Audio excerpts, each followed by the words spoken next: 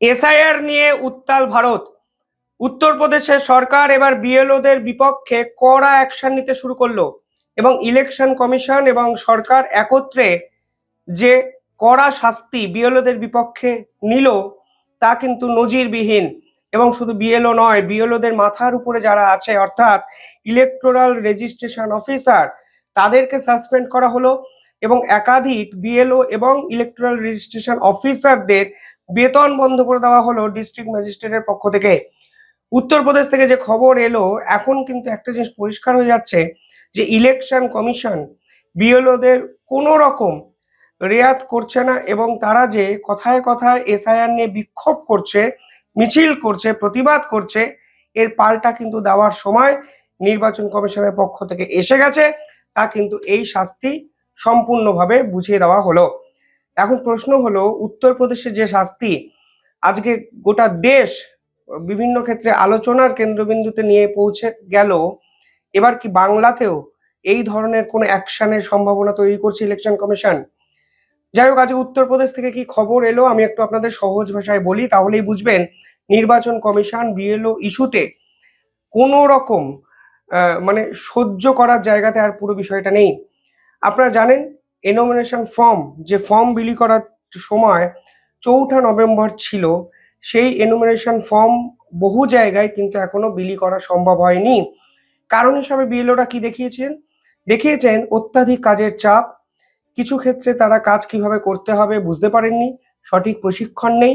এবং বাংলার ছবিটা আমি বলতে পারি খুব ক্লোজলি, যেহেতু বাংলার পলিটিক্সটা আমি ফলো করছি, বহু বিএলও নাকি হাসপাতালে শুয়ে পড়েছেন কাজের চাপে।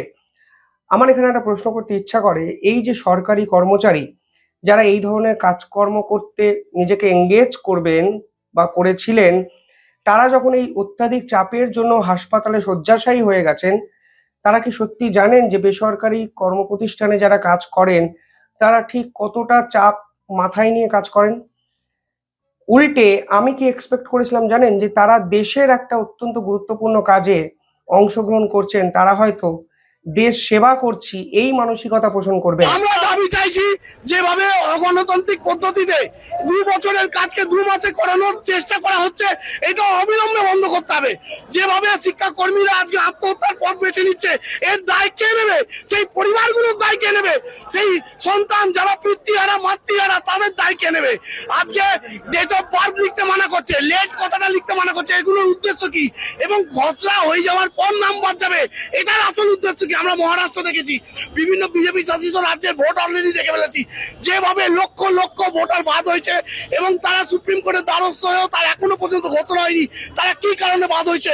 এই সমস্ত আমরা চাইছি ভোটের আগে কেন্দ্রীয় সরকারকে, ইসিআই কে ঘোষণা করতে পারে, না হলে অবিলম্বে তারা তাদের ইসিআই নাম পরিবর্তন করে ইসিবি করুক, ইলেকশন কমিশন অফ ইন্ডিয়ার পরিবর্তে ইলেকশন কমিশন অফ বিজেপি। কারণ এরা বিজেপির হাত শক্ত করতে বাংলার বুকে এসে যেভাবে অগণতান্ত্রিক পদ্ধতিতে এরা মানুষকে চাপিয়ে দিয়ে এবং রাতারাতি ভুল কাজ করতে সাহায্য করছে, সেটা কিন্তু আমরা মেনে নেবো না। শিক্ষক সমাজ দেখুন, সরকারি কর্মচারীদের কখনো কাজ বেশি হবে, কখনো কাজ কম হবে, কখনো চাপ তারা নেবেন, কখনো চাপ একটু কম থাকবে, এটাই বাস্তব।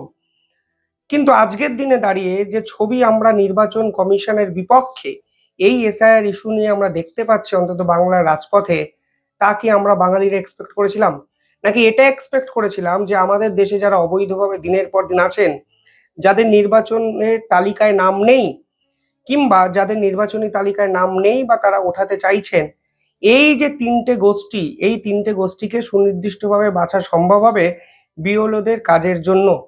ফলে এটা দেশের একটা সেবার একটা কাজ।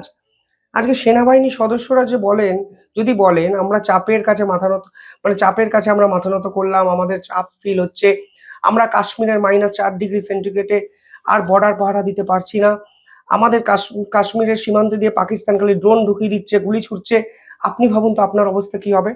আর যদি সরকারি হাসপাতালের ডাক্তাররা বলেন আমরা ভাই এত চাপের কাছে মাথা নত করে আমরা রুগী দেখতে পাচ্ছি না। আজকে সরকারি হাসপাতালের প্রতিটি ডাক্তারকে প্রতি ঘন্টায় কতগুলো করে রুগী দেখতে হয় তা কি আমরা সত্যি জানি? যদি তারা না করতেন তাহলে তো মেডিকেল ইনফ্রাস্ট্রাকচার ভেঙে যেত। কোভিডের সময় ডাক্তাররা যদি বলতেন এই চাপ ভাই আমরা নিতে পারছি না, এত মানুষ চারিদিকে কোভিডে আক্রান্ত হয়ে আমাদের কাছে আসছেন, আমরা নিজেরা অসুস্থ হয়ে গেছি চাপের কাছে মাথা নত করে, তাহলে বিষয়টা কি হতো? আজ এসআইআর কে কেন্দ্র করে যে নজিরবিহীন ছবি বাংলা জুড়ে আমরা দেখছি, তা কি আমরা সত্যি এক্সপেক্ট করেছিলাম? আমি অন্তত করিনি। অথচ এটাও বাস্তব, এই বাংলাতে সবকিছুই বিয়ন্ড ইওর এক্সপেকটেশন হতেই পারে। যাই হোক, আজকে খবরে ফিরি। উত্তরপ্রদেশের খবরটা অত্যন্ত ইম্পর্টেন্ট একটি খবর, সকলের জানা উচিত যে উত্তরপ্রদেশের ডিস্ট্রিক্ট ম্যাজিস্ট্রেট আজ অত্যন্ত গুরুত্বপূর্ণ কিছু ভূমিকা নিয়েছেন। প্রথমত, নয়ডাতে 60 জন বিএলওকে সাসপেন্ড করা হয়েছে, তাদেরকে ব্ল্যাকলিস্ট করা হয়েছে এবং 130 জন বিএলওকে সাসপেন্ড করার পাশাপাশি 3 জন সুপারভাইজারের বিপক্ষে এফআইআর করা হয়েছে। এবং আরো যদি ডিটেইলিং এই রিপোর্ট যান তাহলে বুঝতে পারবেন 15 জন অফিসারের স্যালারি বন্ধ করে দেওয়া হয়েছে শুধু এসআইআর কে গাফিলতি চোখে দেখার জন্য। এবং 143 জনের বিপক্ষে অতিরিক্ত এফআইআর করা হয়েছে এবং নির্দিষ্ট আইন অনুযায়ী করা হয়েছে, আমি সেটাও আপনাদের বলবো। এদের বিপক্ষে অভিযোগ হলো এদেরকে যে কাজ দেওয়া হয়েছিল তা তারা করেননি, কাজে নেগলিজেন্সি এবং এনোমারেশন ফর্ম 6 এবং 8 তারা বিলিত করেনি, উল্টে তারা তাদের কাজ শুরুই করেননি কিছু ক্ষেত্রে। এবং এই অভিযোগে 3 জন ইলেকট্রাল রেজিস্ট্রেশন অফিসার অর্থাৎ ইআরও, দাদরা, সাদার এবং জেয়ার, এই 3টে জেলার ইআরওর বিপক্ষে কড়া অ্যাকশন নেওয়া হয়েছে, স্যালারি বন্ধ করে দেওয়া হয়েছে এবং এদেরকে সাসপেন্ড করে দেওয়া হয়েছে। এবং 12 জন অ্যাসিস্ট্যান্ট ইলেকট্রাল রেজিস্ট্রেশন অফিসার, তাদের স্যালারি বা বেতন সম্পূর্ণভাবে বন্ধ, কাজে গাফিলতির জন্য তারা এসআইআর করতে চায়নি। এবং ওভারঅল শুধুমাত্র বিএলওদের মাথার উপরে যারা বসে আছেন তাদেরকে সাসপেন্ড করা নয়, 130 জন বিএলওর বিপক্ষে এফআইআর করা হয়েছে উত্তরপ্রদেশ সরকারের পক্ষ থেকে।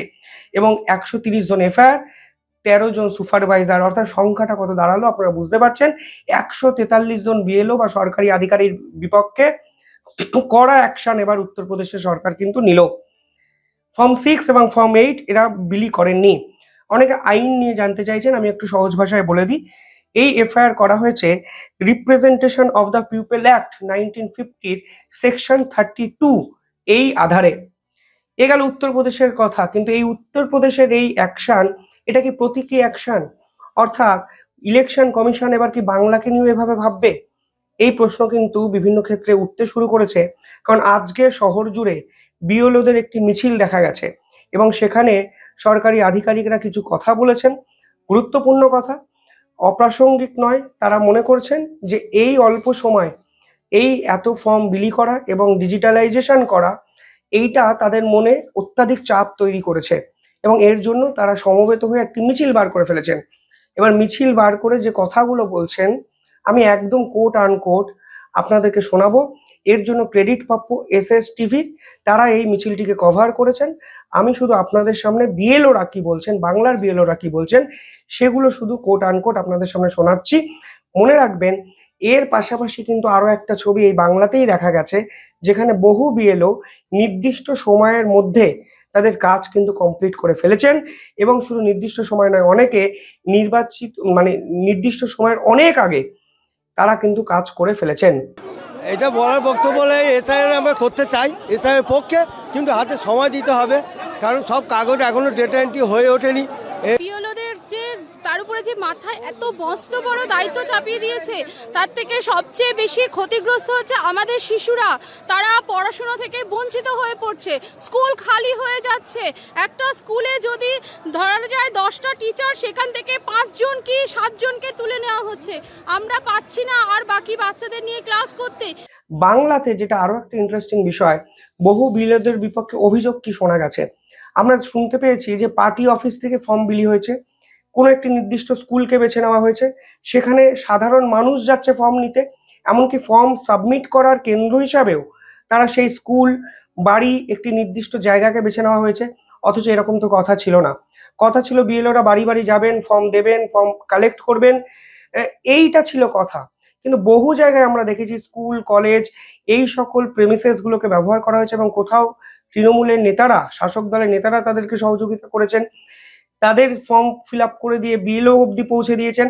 বহু নিদর্শন আমরা বাংলায় ছড়িয়ে ছিটিয়ে দেখেছি, যার ফলে এটাও প্রশ্ন উঠেছে, বাংলায় এই 100% কাজ, এসআইআর এর 100% কাজ কি ঠিকঠাক রুল অনুযায়ী বৈধভাবে শেষ হচ্ছে? এই প্রশ্ন যখন উঠেছে তখনই বিএলওরা রাজপথে মিছিল করলেন। যাই হোক, আপনারা কমেন্টে জানাবেন কিভাবে দেখছেন পুরো বিষয়টি। এবং প্রশ্ন কিন্তু থেকে যায় যে উত্তরপ্রদেশ সরকার যে নিদর্শন তৈরি করলেন, বাংলা সরকার কি সেই নিদর্শন তৈরি করতে পারবেন? আলটিমেটলি জাতীয় সুরক্ষার কথা কি আমরা সকলে ভাবছি? এই প্রশ্ন কিন্তু পাশাপাশি আমি রাখলাম। কমেন্টে জানাবেন আপনারা কিভাবে দেখছেন পুরো বিষয়টি। দেখতে থাকুন দ্য ইন্ডিপেন্ডেন্ট নেটওয়ার্ক। ধন্যবাদ।